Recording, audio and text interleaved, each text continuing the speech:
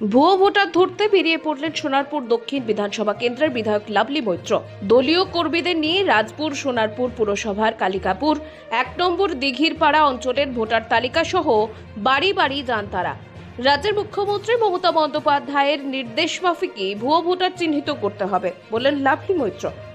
সোনারপুর দক্ষিণ বিধানসভায় মোট ৩০০টি বুথ রয়েছে। লোকসভা ভোটের নিরিখে ভোটার বেড়েছে প্রায় ২৫,০০০। তারা সকলেই বৈধ ভোটার কিনা প্রতিটি বুথে বুথে গিয়ে খতিয়ে দেখা হবে বলেই জানালেন লাভলি মৈত্র।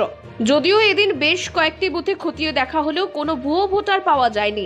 লাভলি মৈত্র এ বিষয়ে বলেন, আমরা একটা কর্মসূচি করছি, প্রত্যেকটা বুথ ভিত্তিক আমরা পাড়া বৈঠক করছি, যেখানে মানুষ এসে আমাদেরকে তাদের সমস্যার কথা সরাসরি জানাতে পারবেন। সেই কর্মসূচিটা হলো আপনার বিধায়ক আপনার পাশে, যেখানে হয়তো কোনো মানুষের কোনো সমস্যা আছে, এলাকার উন্নয়ন ভিত্তিক কোনো কাজের দাবি তাদের আছে, বা কোনো প্রকল্প হয়তো তারা পাচ্ছে না, বা কোনো প্রকল্পের নিজের নামটা নথিভুক্ত করাতে চান, এখনও করাতে পারেননি।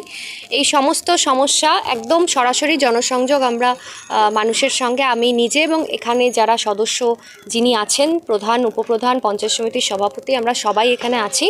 আমরা সবাই মিলে এটা করছি যাতে মানুষের সমস্যাগুলো সরাসরি আমরা শুনে দ্রুত তার সমাধান করতে পারি।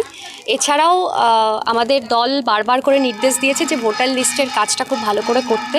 আমাদের নেতাজি ইন্ডোরের বৈঠকে আমাদের মাননীয় মুখ্যমন্ত্রী মমতা বন্দ্যোপাধ্যায় বলেছিলেন, এবং কালকেও আমাদের অভিষেক ব্যানার্জি তিনি ভিসি করেছেন এবং প্রত্যেককে অত্যন্ত সক্রিয়ভাবে এই কাজটা করতে বলেছেন এবং কমিটি তৈরি করতে বলা হয়েছে।